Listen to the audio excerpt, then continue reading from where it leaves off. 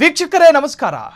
ಸೋಮವಾರದ ದಿನ ಕರಾವಳಿಯ ಬೆಳತಂಗಡಿಯಲ್ಲಿ ಹಾಡ ಹಗಲೇ ಕಾಲೇಜು ಮುಗಿಸಿ ಮನೆಗೆ ಬರ್ತಾ ಇದ್ದಂತಹ ಹೆಣ್ಣು ಮಗಳೊಬ್ಬಳನ್ನ ಓಪನ್ ಓಮನಿಯಲ್ಲಿ ಅಪಹರಣ ಮಾಡಲಾಯಿತು ಅನ್ನೋ ಬಹುದೊಡ್ಡ ಸುದ್ದಿ. ಇಡೀ ಬೆಳತಂಗಡಿಯ ಇತಿಹಾಸದಲ್ಲಿ ಈ ಹಿಂದೆ ಎಂದೂ ಕೂಡ ಕಂಡು ಕೇಳರಿಯದಂತಹ ಅಪಹರಣ ಪ್ರಕರಣ ಅದು. ಆ ಹೆಣ್ಣು ಮಗಳ ಪೋಷಕರು ಆತಂಕಕ್ಕೊಳಗಾಗಿದ್ರು. ಆ ಭಾಗದ ಜಿಲ್ಲಾಡಳಿತ ಕ್ವಶ್ಚನ್ ಮಾರ್ಕ್ ಆಗಿತ್ತು. ಆ ಭಾಗದ ಪೊಲೀಸ್ ಇಲಾಖೆಯೂ ಕೂಡ ಕ್ವಶ್ಚನ್ ಮಾರ್ಕ್ ಆಗಿತ್ತು.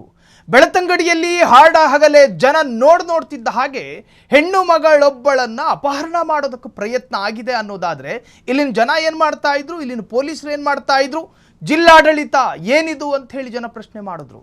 ಆ ಪ್ರಕರಣ ಆ ಭಾಗದ ಎಲ್ಲ ನಾಗರಿಕರನ್ನು ಕೂಡ ಬೆಚ್ಚಿ ಬೀಳಿಸಿತ್ತು.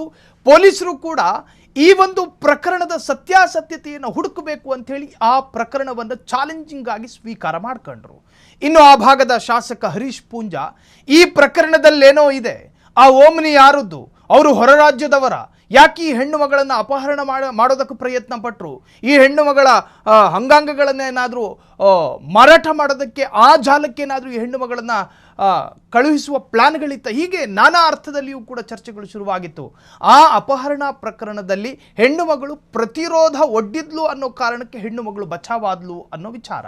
ಈಗ ಆ ಪ್ರಕರಣಕ್ಕೆ ಮೆಗಾ ಟ್ವಿಸ್ಟ್ ಸಿಕ್ಕಿದೆ. ಪೊಲೀಸರಿಗೆ ಸವಾಲಾಗಿದ್ದ ಅಪಹರಣ ಕಿಡ್ನ್ಯಾಪ್ ಪ್ರಕರಣ, ಆ ಪ್ರಕರಣವನ್ನು ಭೇದಿಸಿದಾಗ ಆ ಹೆಣ್ಣು ಮಗಳು ದೂರಿನಲ್ಲಿ ಉಲ್ಲೇಖ ಮಾಡಿರುವ ಆ ಓಮ್ನಿ ಕಾರ್ ಎಲ್ಲೂ ಪತ್ತೆ ಆಗಲಿಲ್ಲ. ಅಪಹರಣಕ್ಕೆ ಪ್ರಯತ್ನ ಆದ ಸ್ಥಳ ಇತ್ತಲ್ಲ, ಅದರ ಆಸುಪಾಸಿನಲ್ಲಿ ಸರಿ ಇದ್ದಿದ್ದು ಸರಿ ಇಲ್ಲದಲೇ ಇದ್ದಿದ್ದು ಎಲ್ಲ CCTVಗಳನ್ನು ಕೂಡ ಪರಿಶೀಲನೆಗೆ ಒಳಪಡಿಸಲಾಯಿತು. ಯಾವ CCTVಯಲ್ಲೂ ಕೂಡ ಆ ಹೆಣ್ಣು ಮಗಳು ಹೇಳಿದ ಓಮ್ನಿ ಕಾರ್ ಇಲ್ಲ. ಆ ಹೆಣ್ಣು ಮಗಳು ಹೇಳಿದ ಗ್ಲೌಸ್ ಹಾಕೊಂಡು ಬಂದಿದ್ರು ಯಾವುದೇ ತರಹದ ಅಪರಿಚಿತ ಸಂಶಯಾಸ್ಪದ ವ್ಯಕ್ತಿಗಳು CCTVಯಲ್ಲಿ ರೆಕಾರ್ಡ್ ಆಗಿಲ್ಲ. ಹಾಗಾದರೆ ಕೈ ಕುಯ್ದಿದ್ರಲ್ಲ, ಆ ಕಥೆ ಏನು ಅಂತ ಕೇಳಿದ್ರೆ, ಪೊಲೀಸರ ಭಾಷೆಯಲ್ಲಿ ಸರಿಯಾದ ತರಹದ ತನಿಖೆಯಾದಾಗ ಆ ಹೆಣ್ಣು ಮಗಳೇ ಸ್ವತಃ ಬಾಯ್ಬಿಟ್ಟಿದ್ದಾಳೆ. ಕಾಲೇಜ್ ಹೋಗೋದನ್ನು ತಪ್ಪಿಸ್ಬೇಕಾಗಿತ್ತು, ಹಾಗಾಗಿ ಒಂದು ಕತೆ ಕಟ್ಟಬೇಕಾಗಿತ್ತು. ಅದರ ಭಾಗವಾಗಿ ಈ ಅಪಹರಣದ ಕತೆ ಕಟ್ಟಿದೆ. ಬಾಯಿ ಮಾತಲ್ಲಿ ಹೇಳಿದ್ರೆ ನಂಬೋದಿಲ್ಲ ಅನ್ನೋ ಕಾರಣಕ್ಕೋಸ್ಕರ ತನ್ನ ಕೈಯನ್ನ ಸ್ವಯಂ ಪ್ರೇರಿತರಾಗಿ ಕುಯ್ಕೊಂಡ್ಳು. ತನ್ನ ಕೈಯನ್ನ ತಾನೇ ಕುಯ್ಕೊಂಡು ಮನೆಯವರನ್ನು ನಂಬಿಸುವಂತಹ ಪ್ರಯತ್ನ.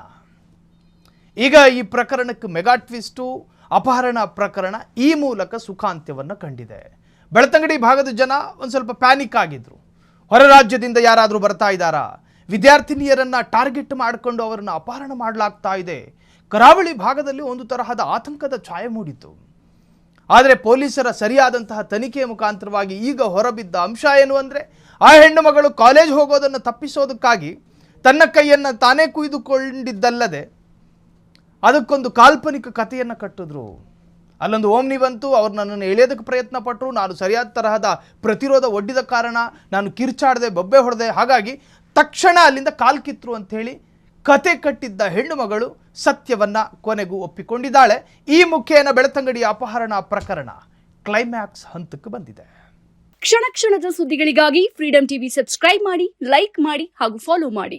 ಹೊಸ ಸುದ್ದಿಗಳ ನೋಟಿಫಿಕೇಶನ್ಗಾಗಿ ಬೆಲ್ ಐಕಾನ್ ಮೇಲೆ ಕ್ಲಿಕ್ ಮಾಡಿ.